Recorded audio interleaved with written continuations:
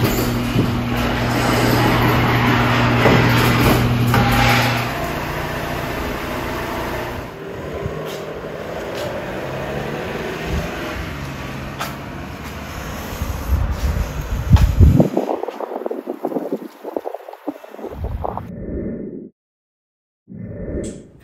Morning সকলকে, সবাই কেমন আছেন? আশা করি খুব ভালো, আমরাও বেশ ভালো আছি।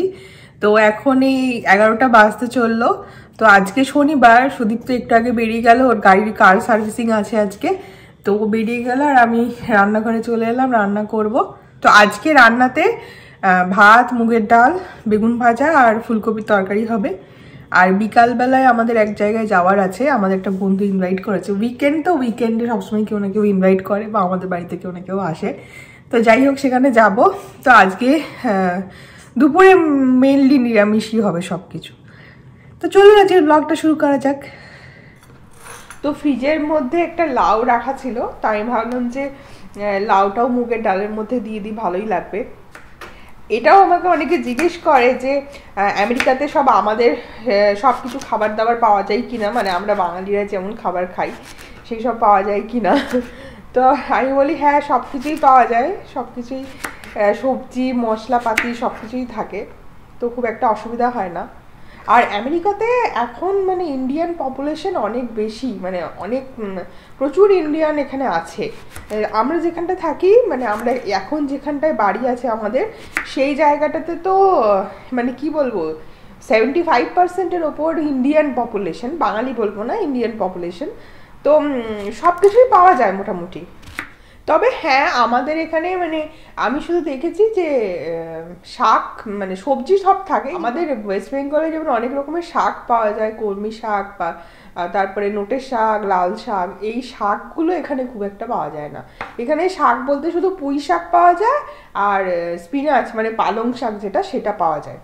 আমার গলার খুব অবস্থা খারাপ, সর্দি লেগেছে, সে এখনো সারেনি। তো এতটা লাউ দিলেই মনে হচ্ছে হয়ে যাবে আজকে। এটা আর দিচ্ছি না, এটা রেখে দেবো ফ্রিজে। তো লাউটা হয়ে গেছে। আমার তো মনে হয় মানে সবজি কাটতেই যা সময় লাগে, সবজি কাটা হয়ে গেলে রান্নাটা তাড়াতাড়ি হয়ে যায়। সব 4টে ওভেন আছে, 4টে ওভেনে একসাথে বসানো যায় না, মানে 4টে বার্নার আছে আমার, তো 4টেতে একসাথে বসানো যায় না, বাট 2টোতে তো বসানোই যায়। তো আমি ওই 2টো দিয়ে বসিয়ে দিই আর তাড়াতাড়ি হয়ে যায়। আর ভাতটা তো রাইস কুকারেই করে নেবো, তো টাইম খুব একটা লাগবে না।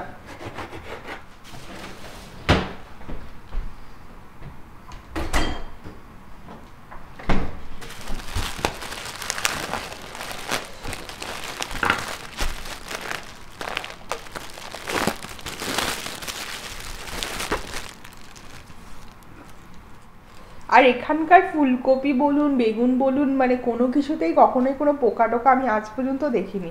তো এই ফুলকপিটা, আর আমাদের এখানে ফুলকপি সবসময় পাওয়া যায়, যেহেতু জায়গাটা ঠান্ডার জায়গা।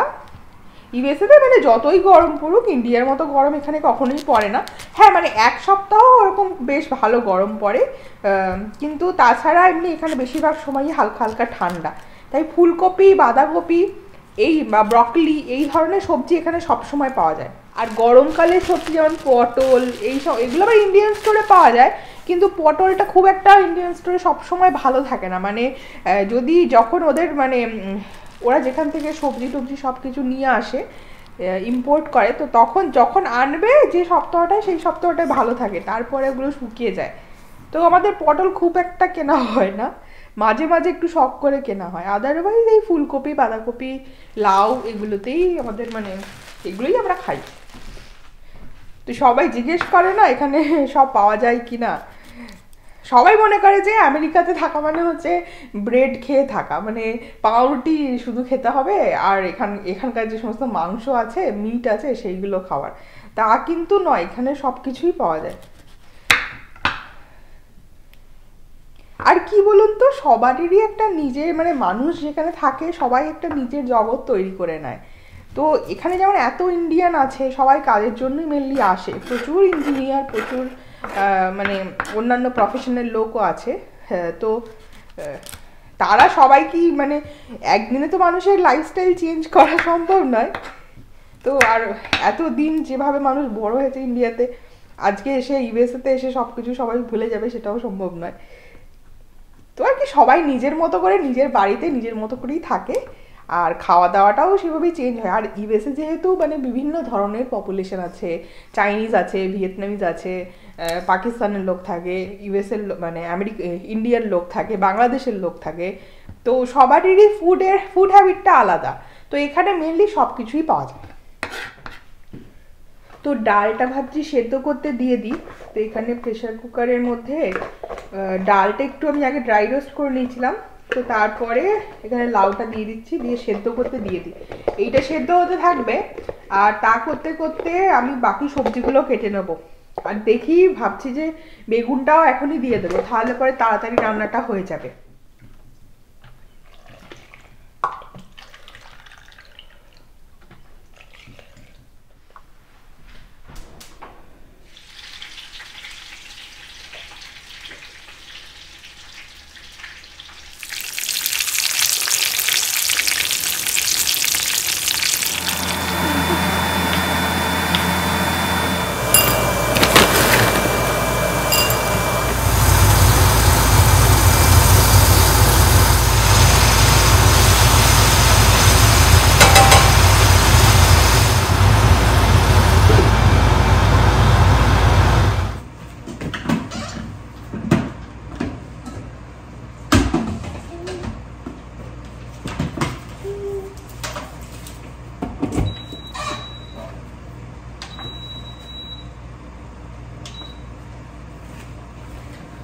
তো এখানে আমি ভাতটা বসিয়ে দিয়েছি, ওখানে ডাল সেদ্ধ হয়ে গেছে, আর ফুলকপি তরকারি আমি চাপিয়ে দিয়েছি, বেগুন ভাজা আগেই হয়ে গেছে, তো খুব তাড়াতাড়ি হয়ে যাবে।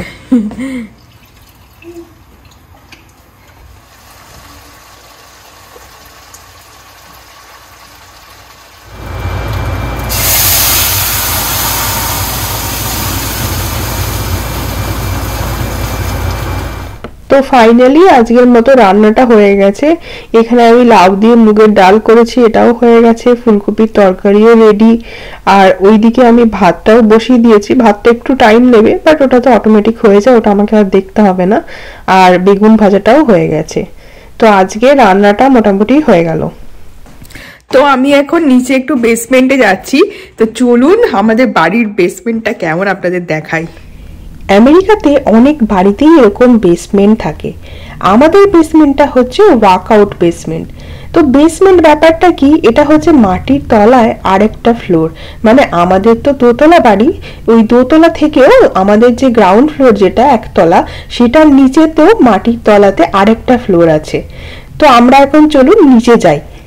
তো এরকম ইউএসএ তে যে নতুন বিল্ডাররা যে বাড়ি তৈরি করে তারা কিন্তু এই বেসমেন্টটা ফিনিশ করে দেয় না। তো আমরা যেহেতু বাড়ি কিনেছি, তো আমাদেরকেই বেসমেন্টটা ফিনিশ করে নিতে হবে।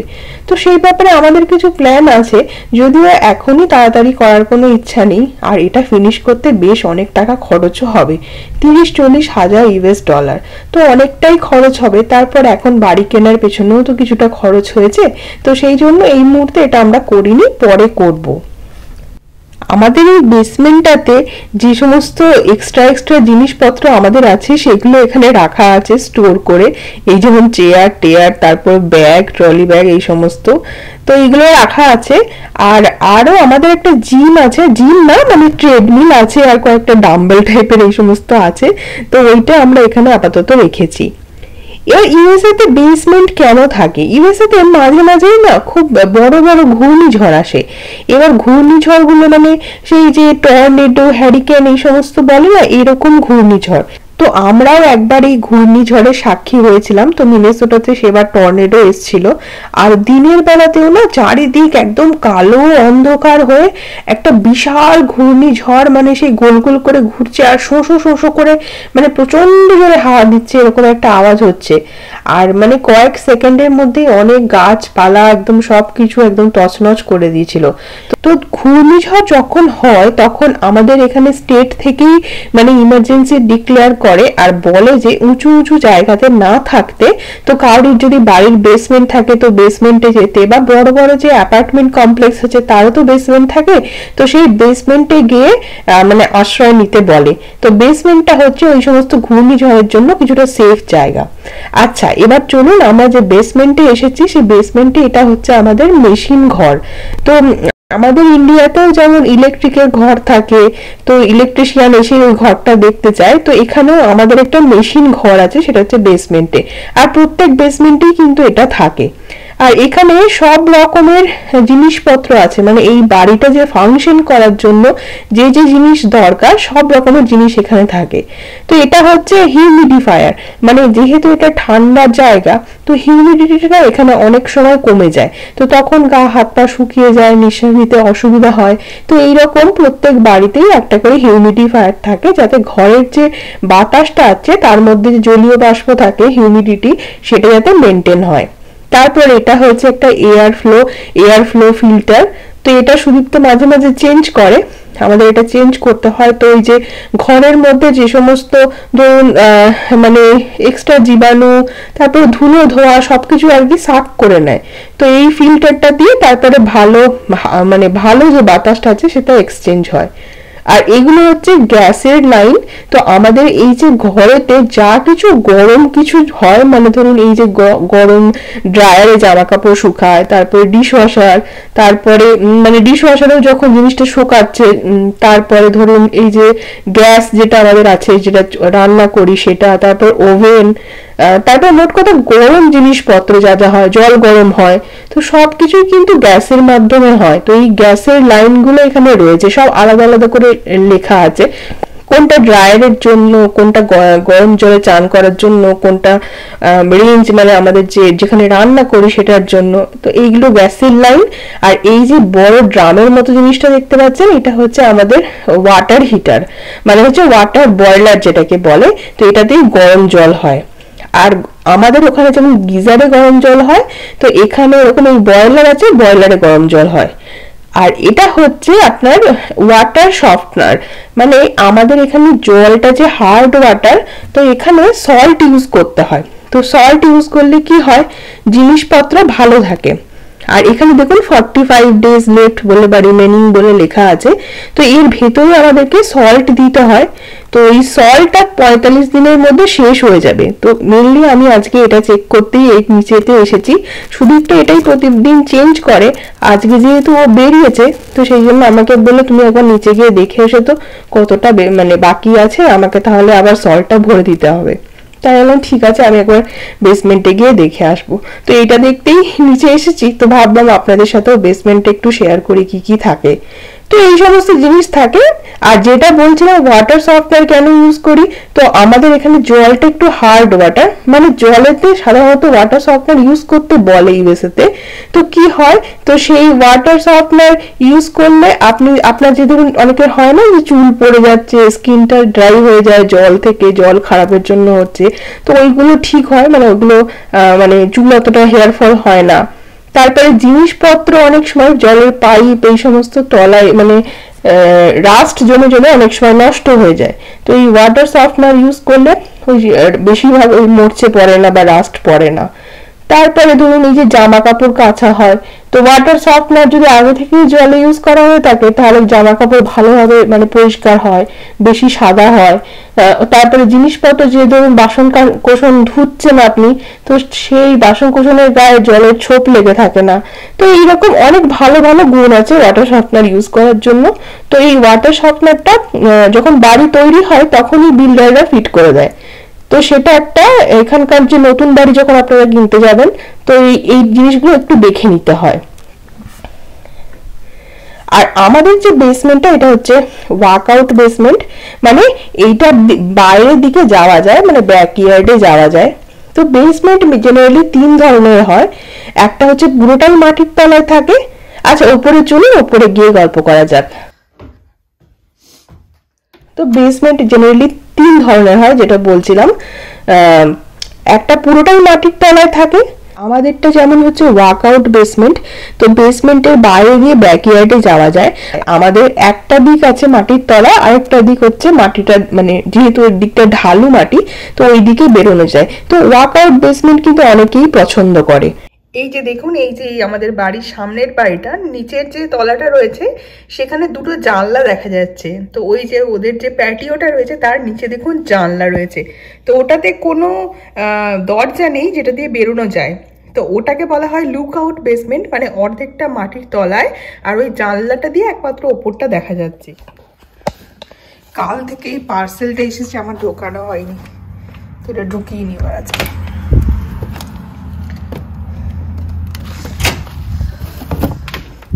আর বাইরেটা দেখুন কি সুন্দর রোদ উঠেছে, একটু গরমও পড়ছে আস্তে আস্তে, যদিও সোয়েটার এখন পরতে হবে, ভালোই ঠান্ডা। তো আজকের ব্লগটা আমি এখানেই শেষ করলাম। আশা করি ব্লগটা আপনাদের ভালো লাগলো। ভালো লাগলে চ্যানেলটা প্লিজ সাবস্ক্রাইব করে দেবেন। পরে আবার অন্য কোনো ভিডিওতে কথা হবে। ততক্ষণ সবাই খুব ভালো থাকুন, টাটা।